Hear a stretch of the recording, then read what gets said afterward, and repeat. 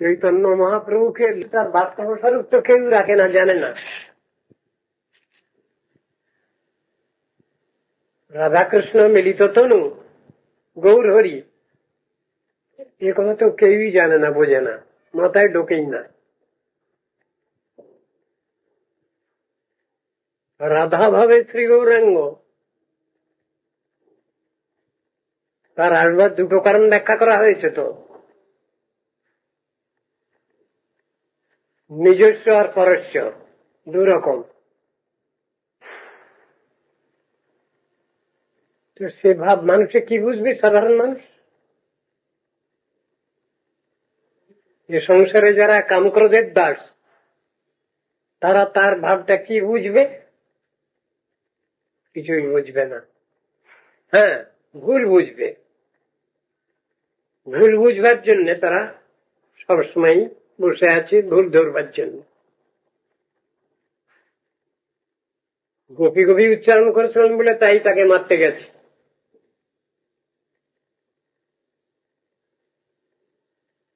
কৃষ্ণ লীলার কথা যখনই মনে পড়ছে, সেই সবগুলো নিয়ে তিনি হাউতাস করছেন। প্রাকৃত জগতের লোক, ভগবানমুখী দুনিয়া, তারা কি বুঝবে অপ্রাকৃত লীলার? কিছুই বুঝবে না। ভুলই তারা বুঝেছে। কিন্তু তা হলেও তো তাকে বলতে হবে। সব রকম ধরনের লোক, সব রকম অধিকারী লোক সব জিনিসটা বুঝে ফেলবে এমন তো কথা নয়। কিন্তু সেই জিনিস বুঝবার জন্য কিছু লোক তো আছে, পার্সেন্টেজ কম হলেও, সেই জন্য তাকে বলতে হয়েছে সেটা।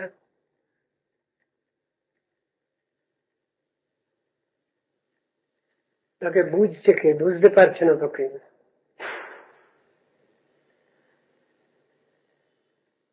শ্রীমান মহাপ্রভু জগতে এসেছেন, তার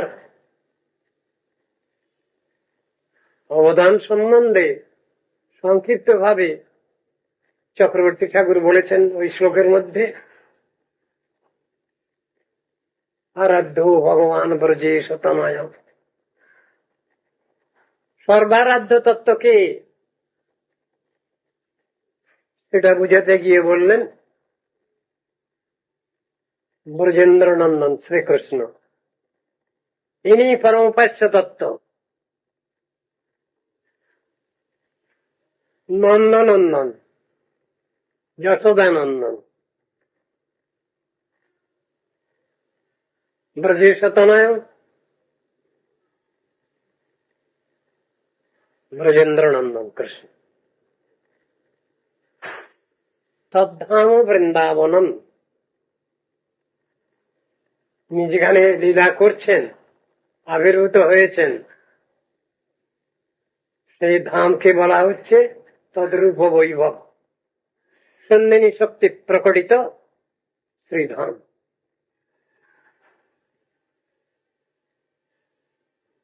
তার আরাধনার কথা বলতে গিয়ে বললেন রম্যা কাচির উপাসনা ব্রজবধূ বর্গেন যা কল্পিত।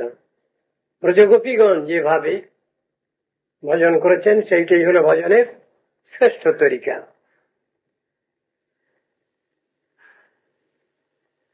শ্রীমদ ভাগবতম প্রমাণম অমলম, শ্রীমদ ভাগবত হচ্ছেন অমল শব্দ প্রমাণ। যত শাস্ত্র লেখা হয়েছে আজ পর্যন্ত, যত শাস্ত্র প্রকাশিত হয়েছে, সব শাস্ত্রের সব ভাবগুলোকে নিয়ে শ্রেষ্ঠ ভাব প্রতিপাদন করেছেন শ্রীমদ ভাগবত। সেই ভাগবতকে বলছেন অমল শব্দ প্রমাণ। কি ভাগবত? অর্থয়ন ব্রহ্মসূত্রাণাম, ব্রহ্মসূত্রের অর্থ নির্ণায়ক গ্রন্থ। আবার বলছেন সর্ববেদান্ত সারং হি শ্রীমদ ভাগবতম ইষ্যতে, সমস্ত বেদান্তের সার। বেদান্ত যদি বুঝতে হয় তাহলে ভাগবত হলো তার কমেন্টারি, ভাগবত আলোচনা করতে হবে। অর্থয়ম ব্রহ্মসূত্রাণাম ভারতার্থ বিনির্ণয়, মহাভারতের যে বিচার সেটাও যদি বুঝতে হয় তাহলে এই ভাগবত আলোচনা করতে হবে। গায়ত্রী ভাষ্য রূপসৌ, যদি গায়ত্রীর অর্থ বুঝতে হয় তাহলে ভাগবত আলোচনা করতে হবে। গায়ত্রী দিয়েই ভাগবত আরম্ভ হয়েছে, আপনারা শুনে থাকবেন। সত্যং পরং ধীমহি, এই গায়ত্রী দিয়েই ভাগবত আরম্ভ হল। গায়ত্রীর ভাষ্য স্বরূপ এই ভাগবত। বেদার্থ পরিবৃহিত, বেদ আলোচনা করতে যদি ইচ্ছা হয়, তার বিচার যদি জানতে হয়, তাহলে এই ভাগবত আলোচনা করতে হবে। চৈতন্য মহাপ্রভু সেই ভাগবতকেই প্রমাণ শিরোমণি বলে মেনেছেন। আমরা আমাদের গুরুবর্গের আলোচনার মধ্যে শুনতে পাই যে গীতার বিচার যেখানে শেষ হয়েছে, ভাগবতের বিচার সেখানে আরম্ভ হয়েছে। গীতার বিচার কোথায় শেষ হলো? সর্বধর্মান পরিত্যজ্য মামেকং শরণং ব্রজ, অহং ত্বাং সর্বপাপেভ্যো মোক্ষয়িষ্যামি মা শুচো।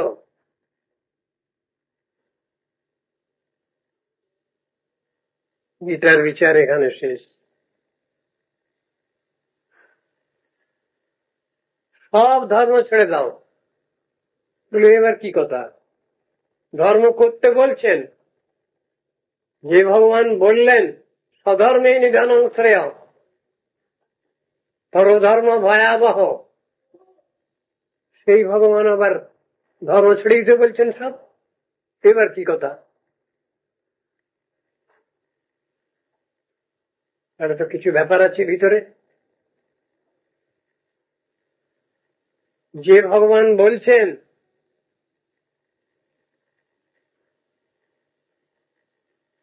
লৌকিক ব্যবহারিক ধর্ম, ওটাকে ছাড়লে চলবে না। তুমি খাত্র নীতি নিয়ে চলছো, তুমি খাত্র ধর্ম ছাড়ছো কেন? এমন কথা বলা আছে গীতার মধ্যে আগে। তিনি শেষকালে এসে কেন এ কথা বলছেন? সর্বধর্মান পরিত্যজ্য, বক্তব্যের মধ্যে কারণ আছে। ধর্ম তো একটাই, আপধর্ম, নিত্য ধর্ম, সনাতন ধর্ম, ভাগবত ধর্ম, একই কথা, সিনোনিম শব্দ, পর্যায়বাচক শব্দ, একাত্মবোধক।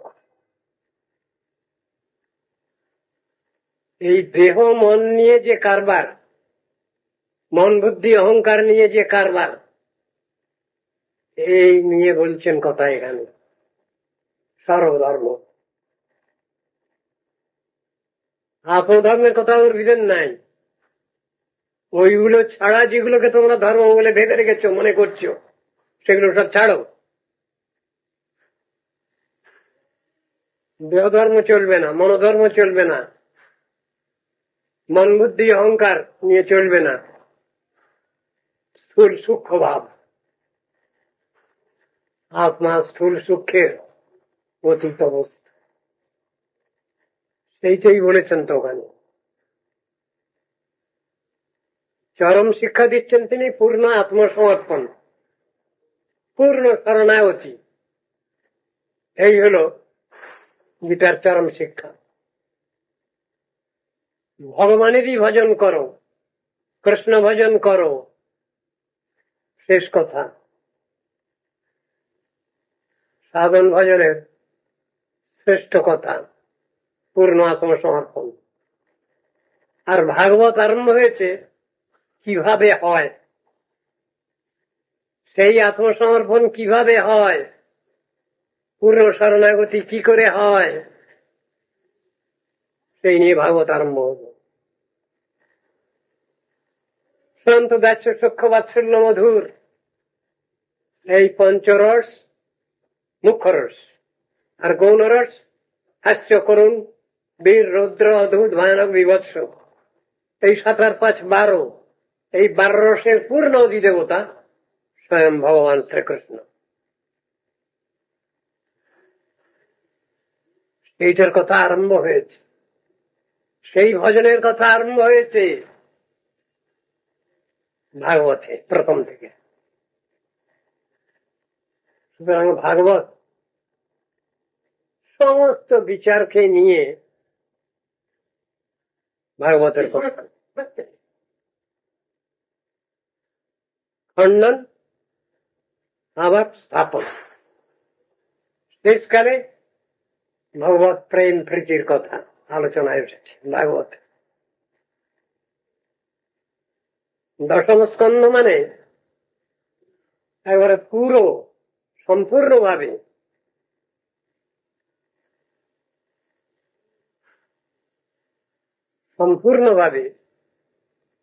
শ্রেষ্ঠ রসে আরাধনার কথা প্রকাশ। দশম স্কন্ধ। প্রশ্ন হতে পারে তাহলে 9টা স্কন্ধ কি জন্য লিখলেন বলো? কৃষ্ণদ্বৈপায়ন বেদব্যাস আপন করবার জন্য। দশম স্কন্ধে যা বর্ণিত হয়েছে সেই বিষয়ে আমাদের যেন বাস্তব অভিজ্ঞান আসে, অধিকার আসে, সেই জন্য বাকি 9টা স্কন্ধ লিখতে হয়েছে। যত রকম ধরনের আমাদের লুপহোল আছে, আমাদের অযোগ্যতা, এই অযোগ্যতাগুলোকে আলোচনা করে আমাদের যোগ্যতা দেওয়ার জন্য বাকি 9টা স্কন্ধ আলোচনা হয়েছে।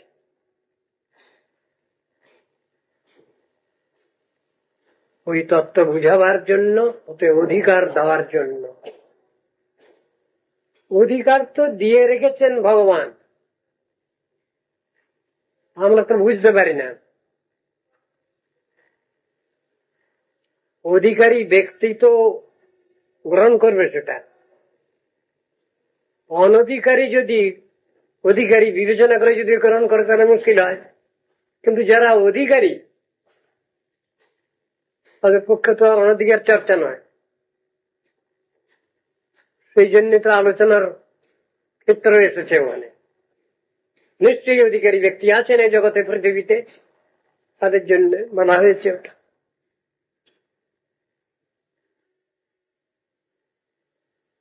কিন্তু তার তরতম এ আছে সাধারণ কর্ম বিকাশ, এই অনুসারে সবটা বলা হয়েছে। সাধন ভক্তি, ভাব ভক্তি, প্রেম ভক্তি, পরপর সেগুলো অ্যাকর্ডিং টু দেয়ার মেরিট সেগুলো বোঝানো হয়েছে। সে অধিকার সম্বন্ধে আলোচনা কে করবেন? স্বয়ং ভগবান করেছেন। কেন? ভাগবত তো ভগবানের উপদেশ নাকি? কৃষ্ণ যখন থাকলেন, প্রকট থাকলেন এই জগতে, ভৌমলীলায়, ভৌমব্রজে কতদিন ছিলেন? 125 বছর। তারপরে কৃষ্ণ চলে গেলেন, আর সব বন্ধ হয়ে গেল। ভৌমব্রজ নিত্য, প্রকট অপ্রকট দুটো শব্দ ব্যবহার করা হয়েছে। কিন্তু ভগবানের লীলা আলোচনার অধিকারীও এরকম আছেন, তারাও নিত্যকাল আছেন। যুগপৎ তারা থাকতে পারেন, প্রকট ব্রজে এবং অপ্রাকৃত ব্রজে। এটা তাদের অধিকার আছে। সে অধিকার ভগবানেরই দেওয়া। সে অধিকার মানে ভগবানের আশীর্বাদ, বিশেষ কৃপা। সেই জিনিসগুলো বর্ণনা করেছেন চৈতন্য মহাপ্রভু। যে ভাবগুলো দেখালেন সেগুলো তো একটা অবস্থার কথা। প্রেমার রুক্ষ যে ভক্ত যারা, তাদের লক্ষণ বর্ণনা করেছেন তো ভাগবতে। এবং ব্রতস্য প্রিয় নাম কীর্তিয়া জাতানুরাগো দ্রুতচিত্ত উচ্চৈ হসত্তথ রোদিতি রৌতি গায়তি উন্মাদবন নৃত্যতি লোকবাহ্য। সব লক্ষণগুলো আছে, এইসব লক্ষণগুলো প্রকাশ পায়।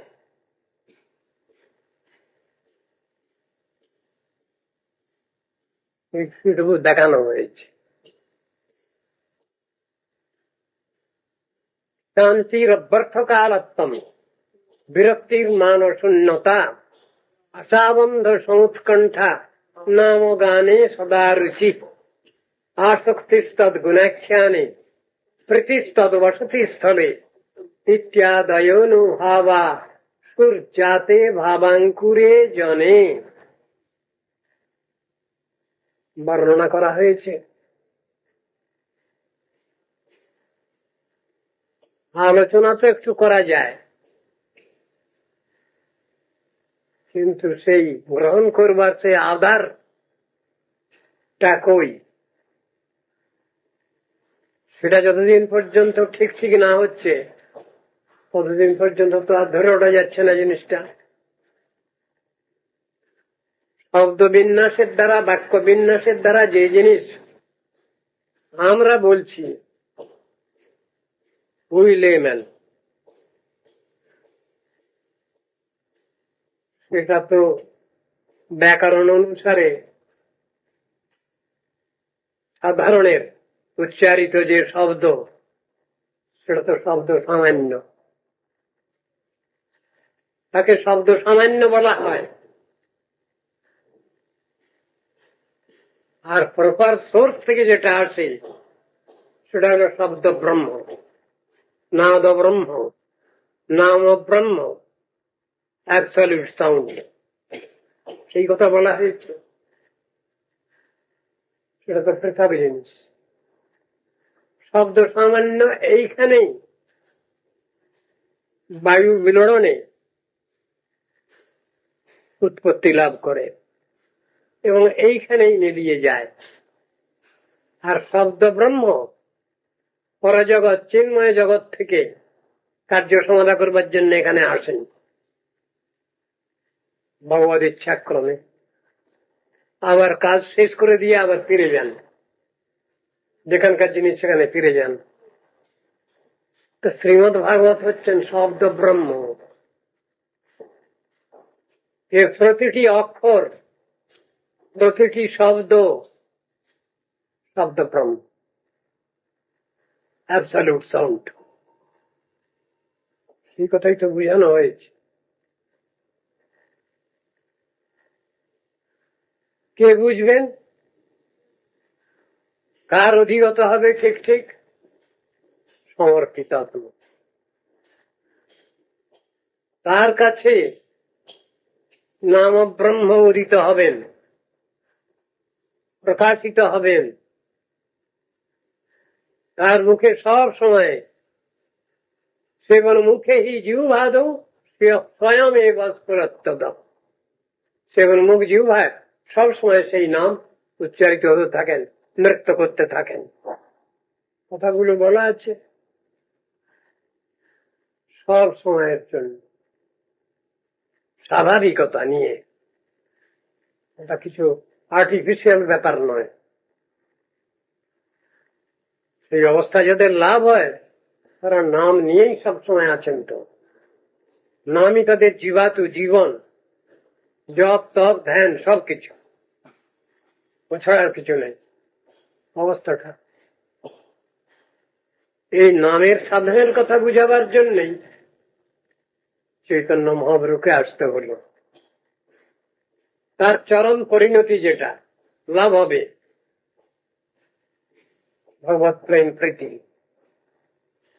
তাতে মানুষ, জগতের লোক সব পাগল হয়ে যাক, এই কথা বুঝাবার জন্য চৈতন্য মহাপ্রভু এলেন। যে জিনিস এত পরিষ্কার ভাবে বুঝানো হয়নি, আগে দেওয়া হয়নি, তাহলে তাতেও তো অধিকার লাগবে।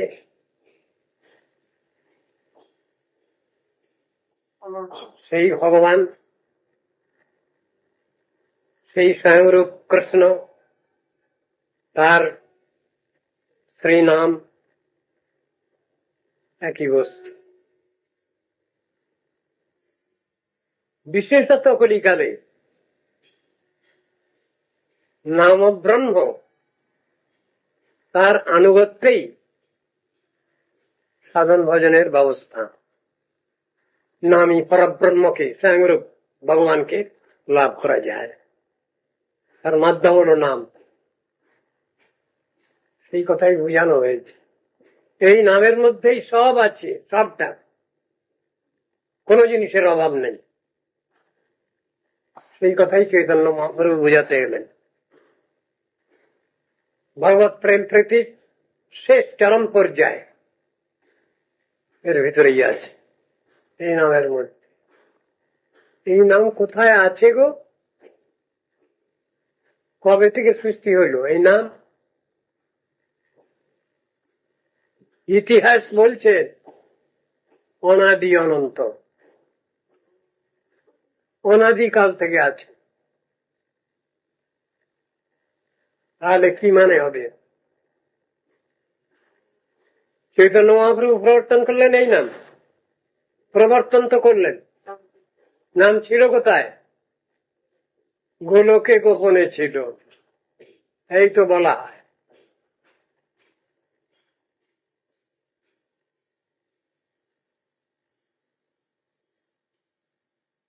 বেদকে সৃষ্টি করেছেন, বেদ তো ভগবানের নিঃশেষিত বাণী, অপৌরুষীয় বাণী। তার মধ্যে তো এই নামের কথা আছে, ঋগ্বেদের মধ্যে আছে। ওম আস্য জানন্ত নাম চিদ বিভক্তম মহস্তে বিষ্ণু সুমতি ভজামহে, এই তো মন্ত্র রয়েছে, সেখানে তো নামের কথা রয়েছে। আর কোথায় থাকার দরকার হচ্ছে? কেউ রহস্য করে একজন লিখলেন, হায় কৃষ্ণ, বেদে তোমার নাম নেই, লোকে বলছে।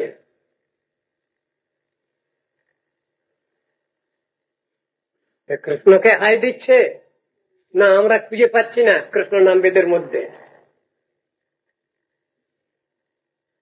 বেদের মধ্যে তো নাম আছে।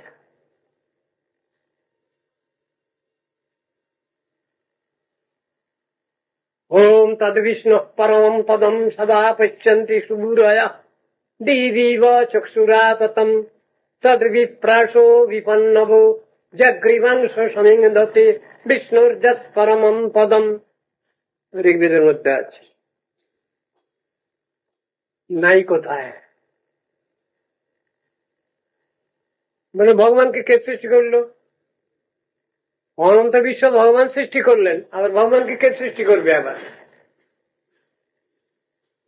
ওই যে দেবকীর গর্ভে ঢুকেছিলেন, এ পরিবার মাত্র, তাই নাকি?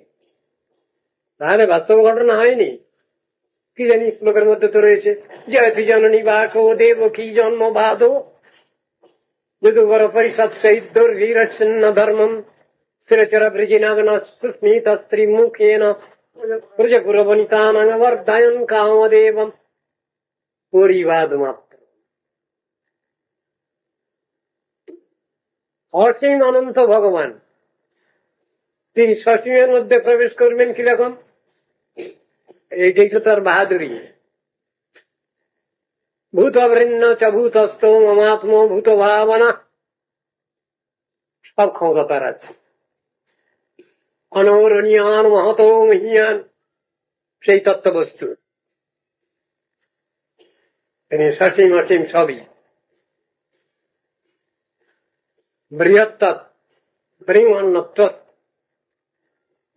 সবটাই তার পক্ষে যুগপৎ সম্ভব। তাই অনরণীয়ান শ্লোক এসছে, মহত মহিয়ান। অনন্ত অসীম ভগবান তিনি আমার গর্ভে ঢুকলেন কিরকম? আবার সব দেবতারা এসে স্তব আরম্ভ করলেন, দেবকীর গর্ভস্তুতি করছেন সব দেবতারা। আমাদের ব্রহ্মা, চতুর্মুখ ব্রহ্মা, শিবাদি দেবতা সব তো এসে গেছেন। কি বলছেন? সত্যব্রতং সত্যপরং ত্রিসত্যম সত্যস্য যোনিম নিহিতং চ সত্যে সত্যস্য সত্যম মৃত সত্য নেত্রম সত্যাত্মকং ত্বাং শরণং প্রপন্না। এই তো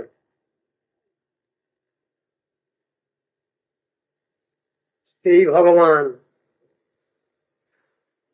অন্তরে বাহিরে। এই উপনিষদের মধ্যে আছে,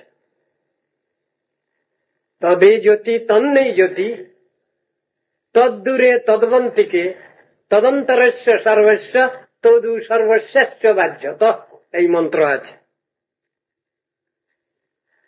সেই ভগবান আমাদের কাছেই আছেন, আমরা খুঁজে খুঁজে মরছি। কই কই কই